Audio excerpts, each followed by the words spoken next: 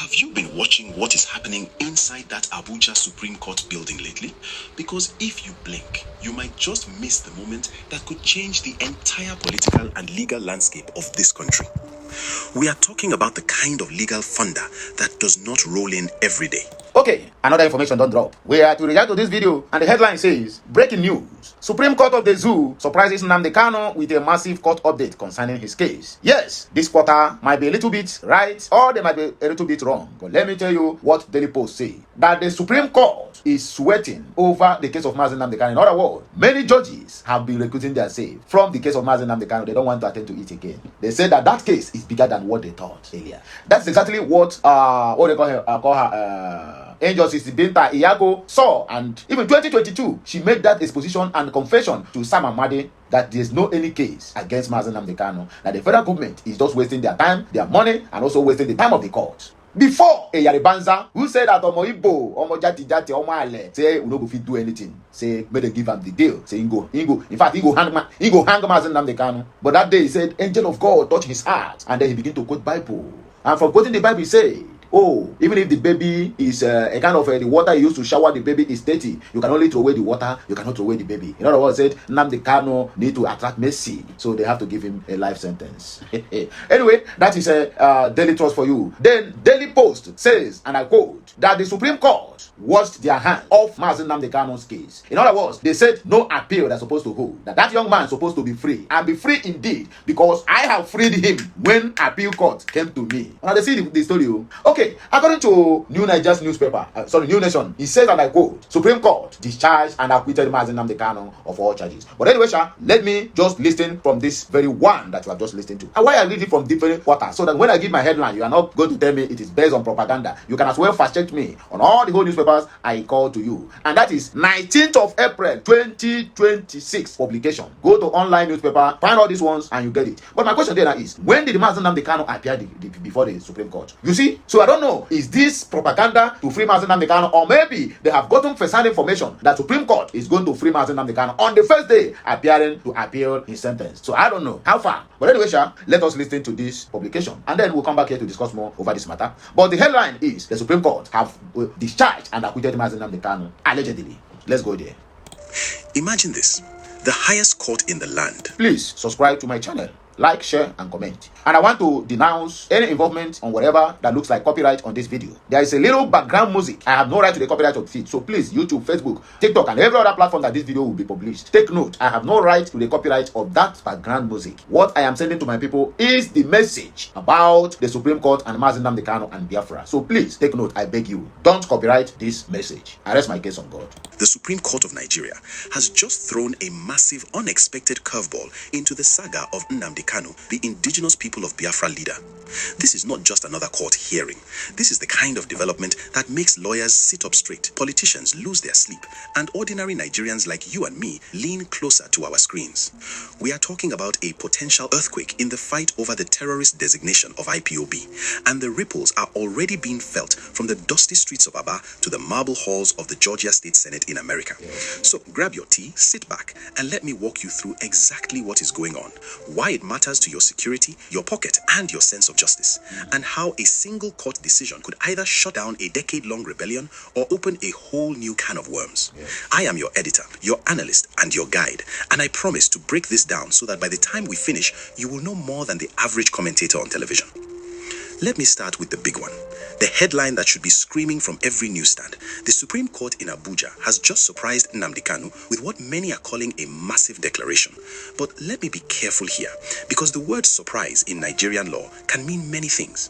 What we know for sure is that the legal team representing Kanu has officially taken their fight to the apex court. They have filed an appeal. And what are they appealing?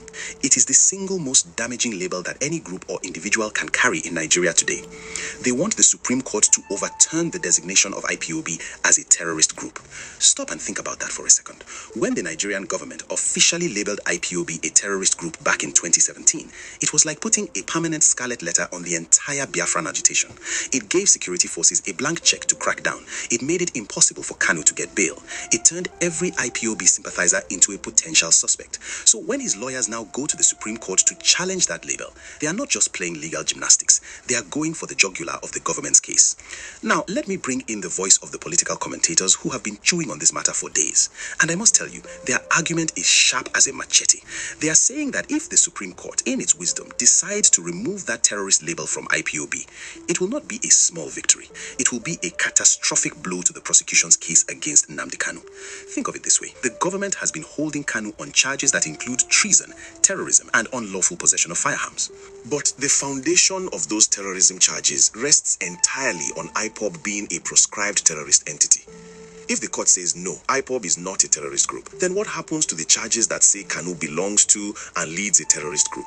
They collapse like a house of cards. The commentators argue that this could lead to a major legal breakthrough for Kanu, potentially forcing his release or at the very least a severe reduction in the charges. Imagine the irony. The government used the terrorist label to lock him up, and now that very label might be the key to unlocking his freedom if the court sees it as an overreach. That is why the Abuja legal corridors are buzzing. That is why the Attorney General's office is probably burning midnight oil. This is not just about one man. It is about whether the state has the power to unilaterally silence an ethnic movement without judicial oversight. But wait, there is a twist that takes this story far beyond the shores of Nigeria. In a move that sounds like it was scripted by a Hollywood writer, we are hearing that a prominent figure linked to the Biafra movement, a certain Dr. Ngozi Orabueze, has declared her interest in running for the Georgia State Senate in the United States of America. Let that sink in. A Biafra loyalist wants to become a lawmaker in the American Deep South. Some political commentators are already calling this a strategic political move, and I agree with them. Georgia is not just any state, it's a political powerhouse with a massive African-American population and a growing Nigerian diaspora community. If Dr. Orabueze wins, even a small seat, she gains a platform. She gains legislative immunity. She gains the ability to lobby American congressmen, to speak on the floor of the Georgia Senate, and to build alliances. The commentators are suggesting that this is a deliberate, long-term plan to advance Biafra-related interests internationally. Think about it. The Irish had their lobby in Boston. The Jewish diaspora has AIPAC. Could this be the beginning of a Biafran lobby in Atlanta? It might sound far-fetched, but it is not impossible. The goal would be to influence U.S. foreign policy, to push for the U.S. to pressure Nigeria on human rights grounds, and to fundraise for the cause without fear of Nigerian laws. That is soft power warfare, my friends. While the Nigerian government is busy fighting in the courts and the forests, the Biafran side is quietly planting seeds in foreign legislatures. That's a chess move, not a checkers. And I hear them. For those of you who keep saying that Ngozi Orabueze don't have the Biafra ideology at heart, that she don't have Biafrans at heart, she is only interested in her own, that even Israel, they are more powerful today in the US is because they started inserting their people in positions that will speak when they needed them most. The richest, the billionaires in US, majority of them are Jews, and they started from government house. So Ngozi Orabueze, if she can win that seat, Georgia, state of Georgia, is one of the largest states they have in the US, with chunk number of Igbo reps and congressmen in different counties. It is a plus. In fact, it is a win-win game for we, the Biafrans. But trust me now, with those that have myopic mindset, that the only thing that occurs to them is how to downgrade whatever effort you are making, they will come and give you a different narrative, and you will believe them. I am sorry for you. I am sorry for you. Anybody who is still looking for anybody that will validate you or tell you, oh, you are doing well, you should control the Biafran struggle, then you are not serious. You are not a serious-minded person to be free from this from your captors. If you are looking for somebody to empower you to, hey, okay, you have to stand strong. If the person don't encourage you, then you lose hope, my brother. You never started. Because you just keep on listening to different platforms or different quarters, making some unguided statements, and you take it up from there. Most of us will even appear on the street and be arguing with something we know that we are not sure of. I'm sorry for Igbo man. Move. Now, let me shift gears to something that hits closer to home, something that deals with blood, fear, and the land we all live on. There is a claim that is making the rounds, a prophecy attributed to Nnamdi Kanu himself. And before you roll your eyes at the word prophecy, listen to the details. According to this claim, Kanu warned months or even years ago about a coming security crisis involving herdsmen. He allegedly said that the issue of open grazing and the influx of armed herders would spiral into a conflict that the government could not contain. And now, some political commentators are pointing to recent events and saying, see, it is happening just as he said. Okay. I am not here to argue about the supernatural. I am here to analyze the reality. And the reality is that reports from the ground, including from credible platforms like Sahara Reporters, show that youths in several parts of Nigeria are protesting. They are angry. They are holding up signs. and blocking roads. And what are they protesting? Land allocations to herders. In communities across the Middle Belt and the Southeast, there is a growing perception that vast tracts of land are being ceded to herders, often without the consent of the local indigenous populations. The youths argue that these allocations bring insecurity, that they lead to farm invasions, kidnappings, and deadly clashes. You see, the prophecy is not really about magic. It is about pattern recognition. Kanu, like many other observers, saw the tension building. He saw the failure of the ranching system. He saw that when you take land from a farmer and give it to a herder in an atmosphere of mistrust, you are planting a bomb. And now that bomb is ticking loudly. But let me be fair and balanced, because that is my job as an analyst. The state authorities are not just sitting quietly. They have come out to deny the blanket accusations. They are saying, hold on, not every herder is a criminal. Not every land allocation is a conspiracy. And they have a point. A painful point, but a point nonetheless. Criminality should not be generalized to entire groups. They are peaceful herders who have lived in these communities for generations. They are legitimate land transactions. The danger we face as a nation is that when fear takes protests are being exploited by political agitators, possibly even by IPOB sympathizers, to inflame ethnic hatred. They say that the solution is not to ban herders or to give in to separatist prophecies, but to enforce the law equally. If a herder commits a crime, arrest him. If a farmer takes the law into his own hands, arrest him, but do not paint an entire ethnic group with the same brush.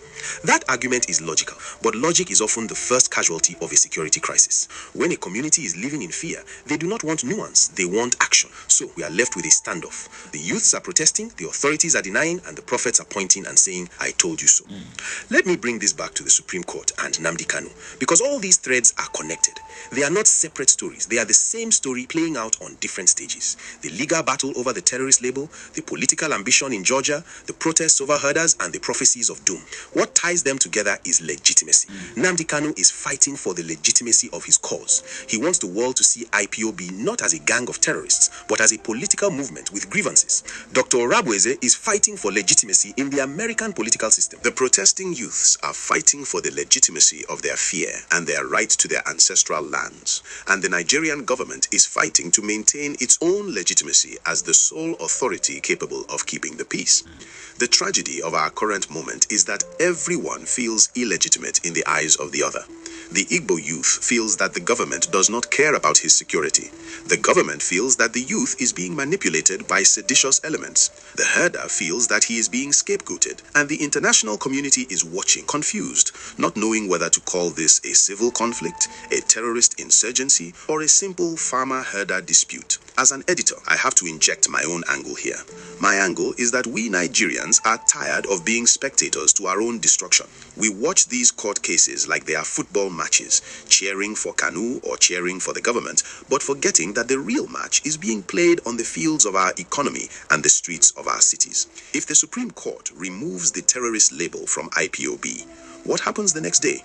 Do the checkpoints disappear? Does the army go back to the barracks? Does the sit-at-home order end? I doubt it very much, because labels are powerful, but they are not magic. The grievances that created IPOB, poverty, perceived marginalization, insecurity, will still be there.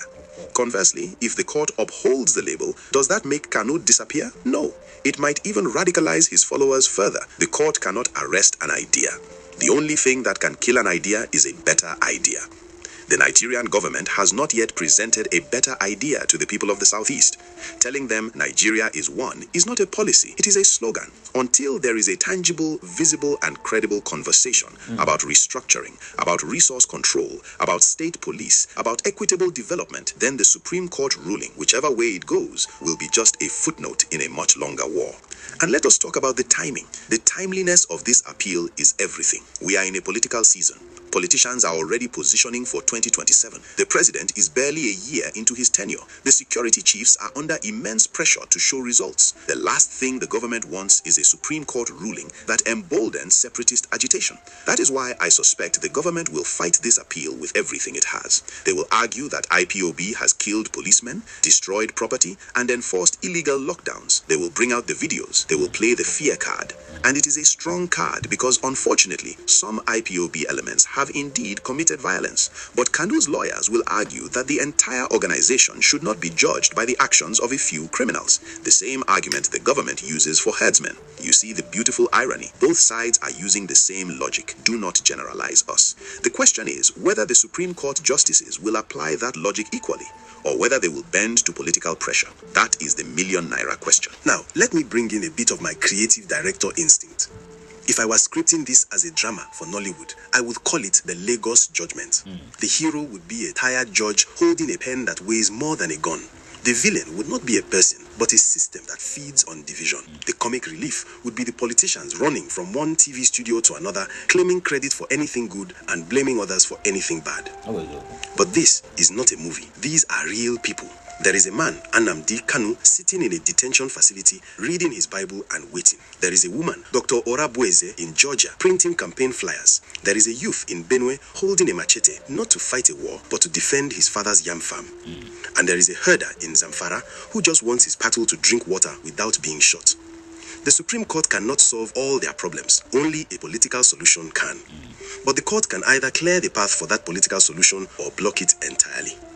If the court says IPOB is not a terrorist group, then the government has no excuse not to sit down and talk. You cannot call for a dialogue with terrorists because that is illegal. But if they are just agitators, then dialogue becomes possible. That is the hidden power of this appeal. It is not just about freeing Kanu, it is about forcing the government to change its strategy from pure military force to political negotiation. And what about the prophecy concerning herdsmen?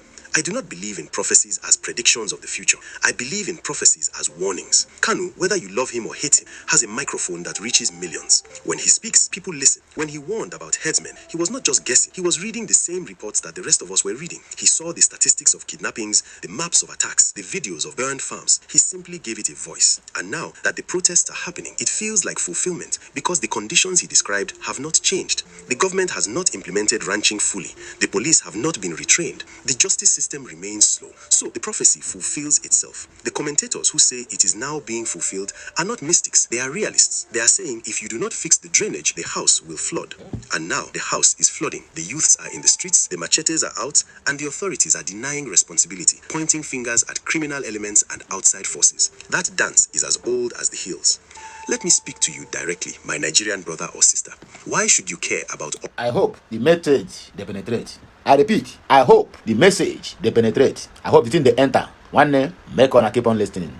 Akoko, there's a very, very vital points and a lot of lessons to learn from this publication. All this because the cost of this chaos is on your head.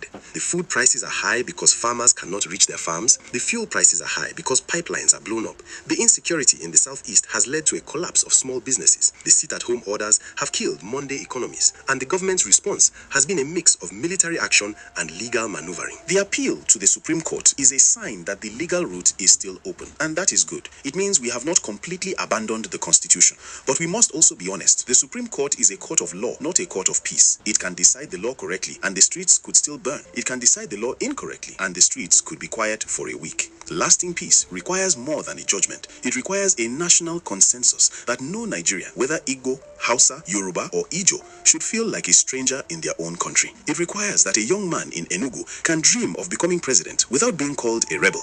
It requires that a herder can graze without a bulletproof vest. As we wrap up this deep analysis, I want you to take away one thing. This is not a simple story of good versus evil. It is a story of complexity, of overlapping crises, of legal technicalities that affect real blood. The Supreme Court's surprise declaration, whatever it turns out to be, is a moment. But the movement that Nnamdi Kanu represents, the fear of the herders, the ambition in Georgia, these are not moments, they are currents. And currents do not stop because a judge bangs a gavel. They only change direction when the entire ocean shifts. Will the Nigerian government shift? Will the political class finally see that the cost of ignoring the Southeast is higher than the cost of accommodation? I do not know, but I will be watching the Supreme Court. I will be watching the Georgia Senate race. I will be watching the protests in the Middle Belt, and I will be right here breaking it down for you in plain language with the respect you deserve. That is the end of the message. With the respect that you deserve, according to our brother. This message sounds somehow, but it is the reality of everything. Different questions from different quarters. Different ideas also from different quarters. But in all, Biafra must triumph. In all, Nnamdi Kanu must triumph. Have a nice day, and may the good Lord continue to bless us. Kachineke mezugu.